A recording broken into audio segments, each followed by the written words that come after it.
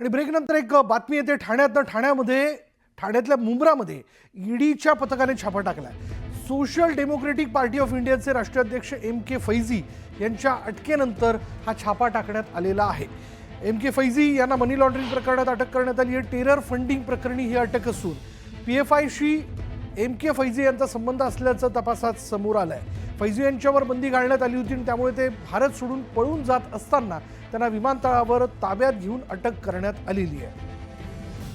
अधिक माहिती पण जाणून घेणार आहोत आमचे प्रतिनिधी अजित मांढरे आता क्षणाला आपल्या बरोबर आहेत। अजित, काय तपशील याबद्दल? विशाल, MK फैजी हे राष्ट्रीय अध्यक्ष आहेत SDPI चे आणि त्यांच्यावरती जी कारवाई केली त्या कारवाईनंतर मोठ्या प्रमाणामध्ये ईडीनं संपूर्ण देशभरात छापे टाकलेले आहेत। त्यामध्ये ठाण्यामधल्या त्यांच्या मुंब्र्यातलं जे राष्ट्रीय अध्यक्ष कार्यालय तिथे छापे टाकलेत। जे MK फैजी आहे त्यांच्यावरती आरोप आहे की त्यांना टेरर फंडिंग झालेलं आहे।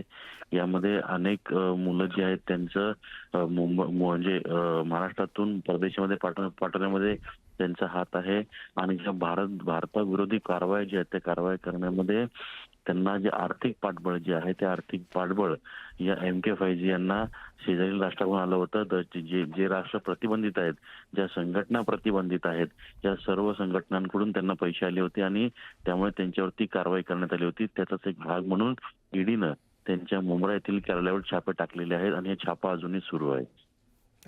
धन्यवाद अजित या सगळ्या तपशिलाबद्दल।